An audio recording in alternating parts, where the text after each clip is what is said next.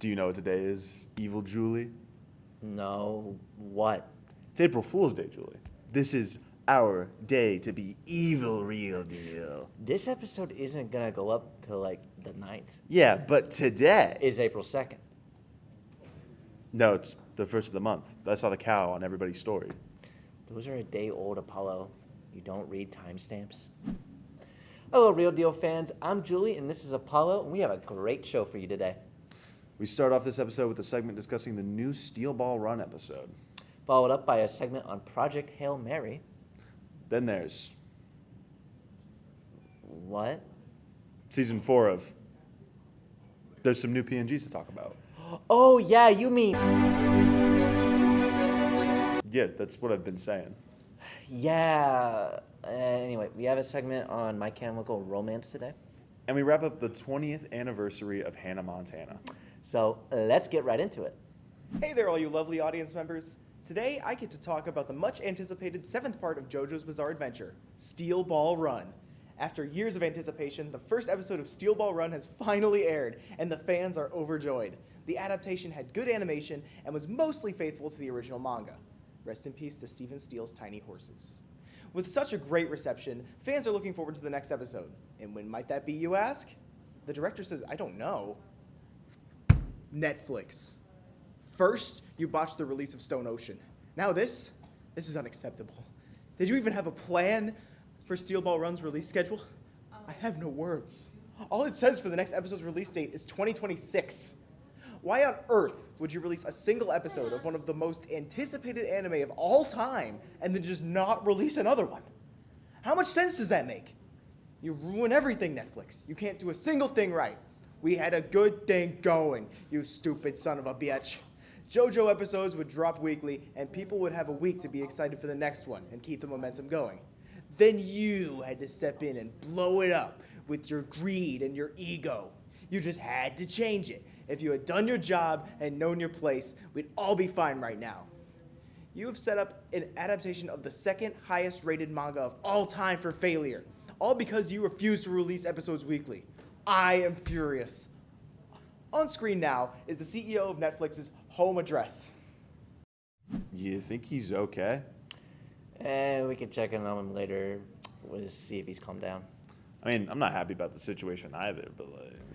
Paul, if you don't want to see me turn into Tanner, I think we should move on. Okay, right. We are moving on then. Thank you. We have a segment on... Oh, hey, it's my segment. Take it away, me. Thank you, me. Guys, I need to tell you all about one of the best Ryan Gosling performances you will ever see. Better than Barbie or La La Land? Debatable, but this is definitely top 3. Okay, well, what is it? Phil Lord and Christopher Miller, who you definitely know from works like the Spider-Verse movies, Lego Movie, 21 Jump Street, and Clyde with a Chance of Meatballs, have dropped another masterpiece. And how's this one a masterpiece? Not only does this film have 8.4 on IMDb, 4.3 on Letterboxd, and a 95% critic rating on Rotten Tomatoes, but it also has a lovable rock alien. Oh, I see. It's like a feel-good buddy cop movie type deal. Seems like these two directors have mastered that. Indeed they have, but we must remember that it takes a team to make something like this. Oh yes, Ryan Gosling gives all the white boys a new personality to adopt as they walk out of the theater. A hesitant hero who has hope for a better life. He plays a nerdy school teacher who is kind of a genius and wears dumb t-shirts. And has a cool sweater. Yes, I can't wait to see the uptick in Hope Corps posts that go out after everyone sees this movie. Should we also give credit to Rocky? He is a puppet, but still, he killed it. Oh, of course. This movie wouldn't be what it is without that little guy. I would like to give a shout out to the cinematographer. The visuals of this movie are absolutely insane and need to be praised more. Couldn't agree more. Every time I see this movie with a friend, I have to be the one guy that leans over and says the fun fact. And what's the fun fact? There were no green screens or blue screens involved in the making of this movie. Whoa. So they actually went to space. What? No, they just filmed on massive LED screens. I thought they were going to space on a $250 million budget. If Amazon wanted to, they could have. Real dealers, you need to go see this movie. I've seen it twice already, and I will use every A-list ticket I have to see this in IMAX. Apollo, it's no longer in IMAX. Now it's the Mario movie. Oh.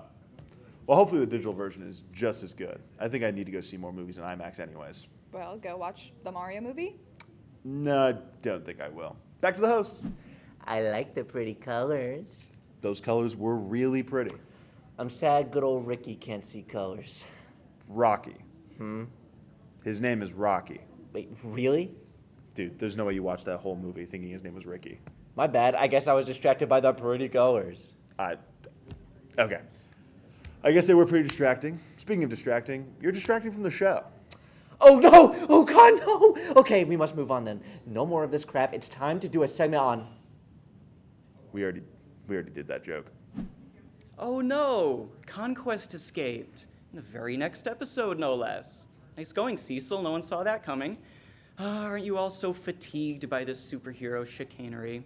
Comic book fans and general audiences alike are unsatisfied with the multiple MCUs, leaks causing delays in production, bell curve shaped letterbox ratings, and especially the animation quality of our favorite shows.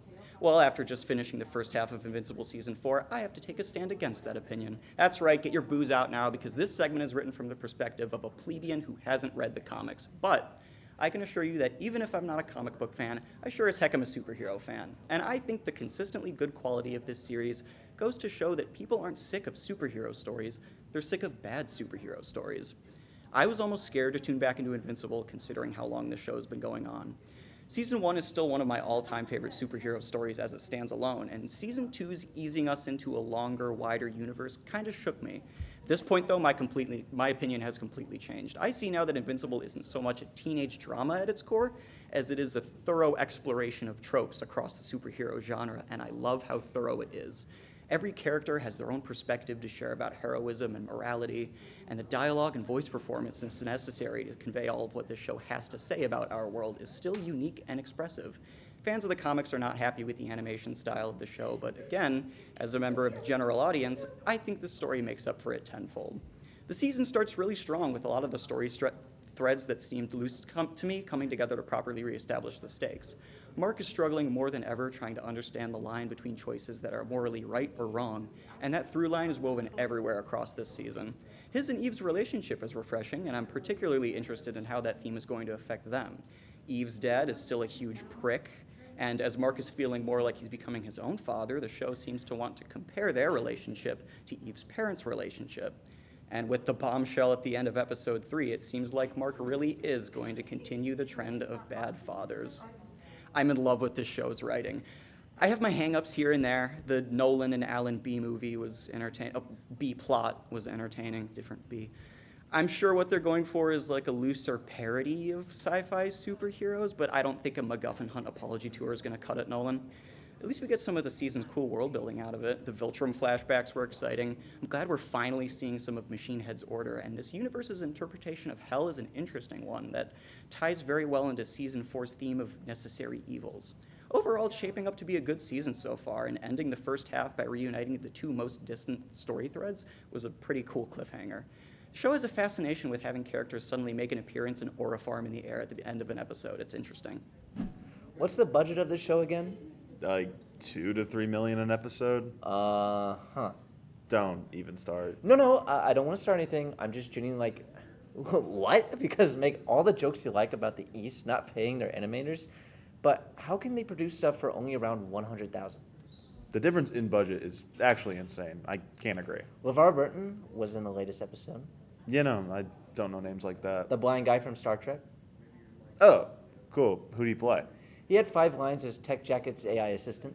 Oh, that's bad. Is it really so hard to hire reasonably priced vocal talent? Geez. This might actually put me in a funk. Dang. Perhaps you could use some chemical romance to cheer you up.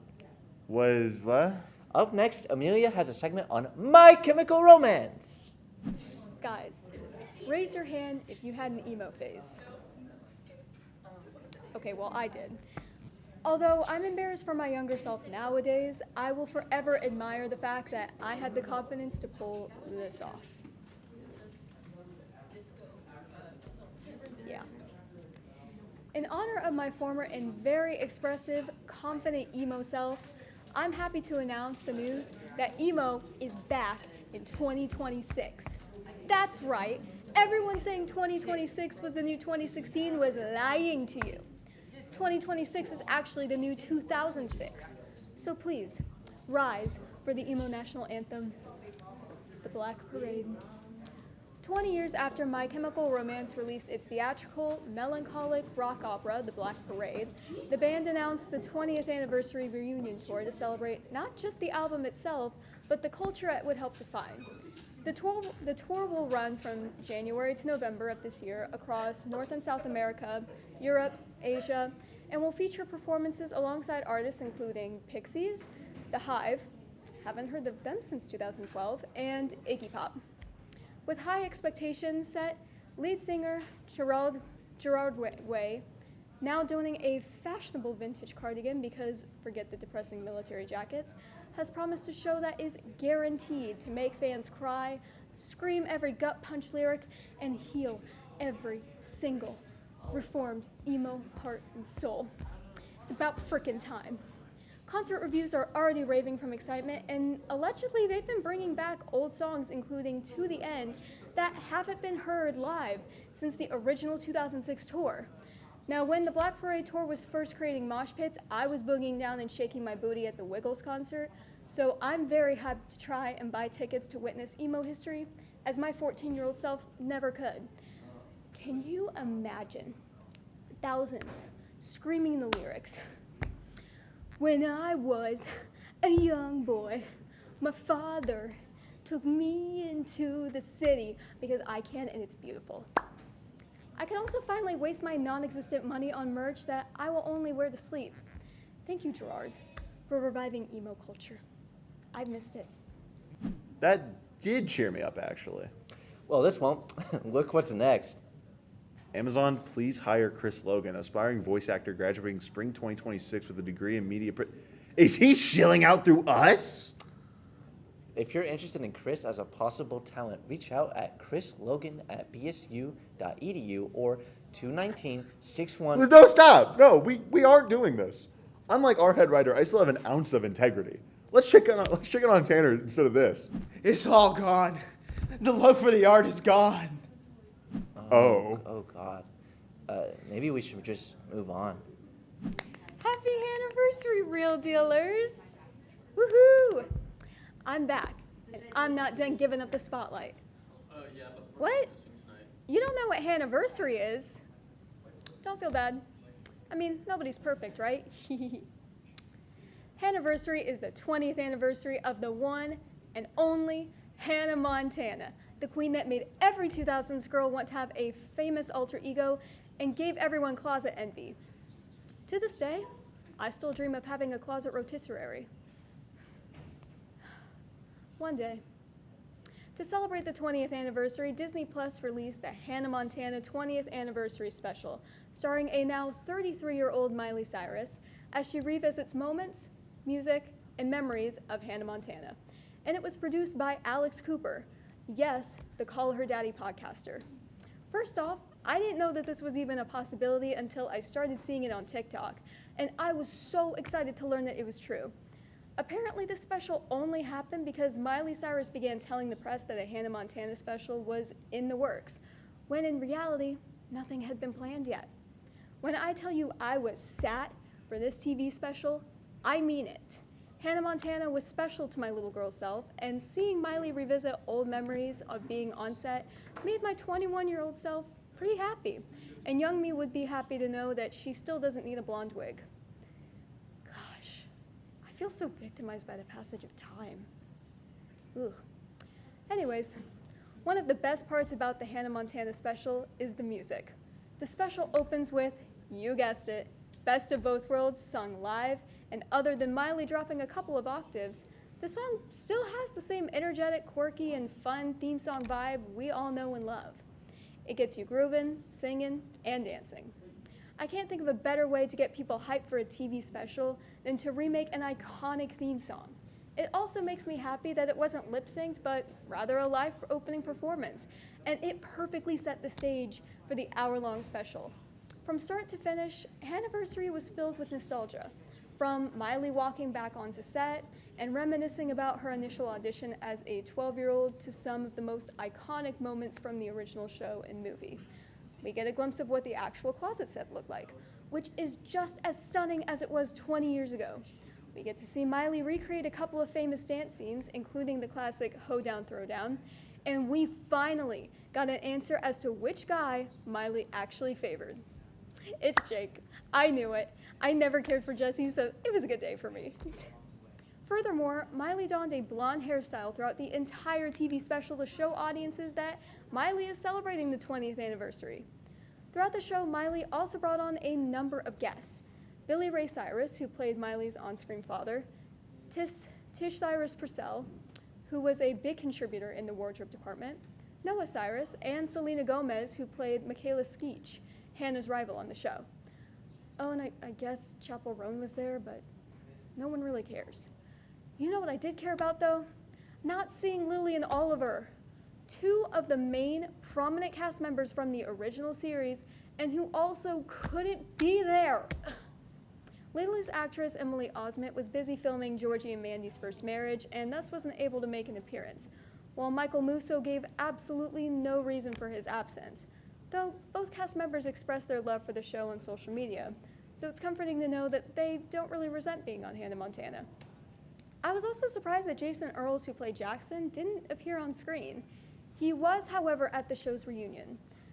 I would have liked to see Jackson and Miley bicker one final time, but hey, I'll live. The show finished with Miley recreating the iconic Goodbye Miley scene, where she says goodbye to the house. 20 years later, it's still comedy gold, and we love a self-aware queen. With everything having been said, I give the Anniversary Special a 9 out of 10 stars. It's nostalgic, entertaining, and makes me feel ancient. So get yourself some sweet niblets and celebrate Anniversary. Back to the hosts. I know I was hyped for the anniversary. I was a huge Montana girly back in the day. What about you, Julie?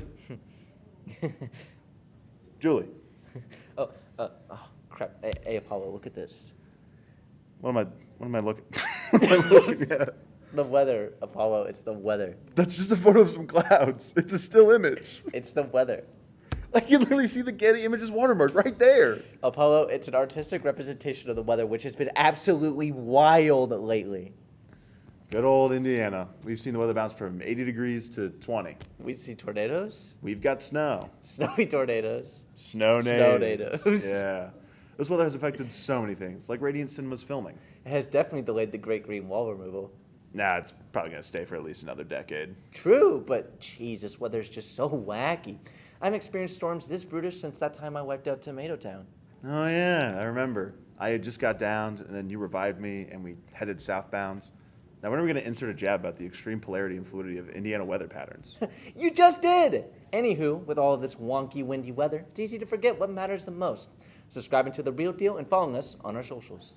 That's right, and feel free to leave a comment. Exactly. One comment equals one tornado spawning. What? No, why would you encourage such a thing? Whoa. Apollo, whoa. check the weather, any channel. 3 million tornadoes? This episode hasn't even aired yet. How is that possible? I'm Julie, and this is Apollo. Bye-bye, and don't die.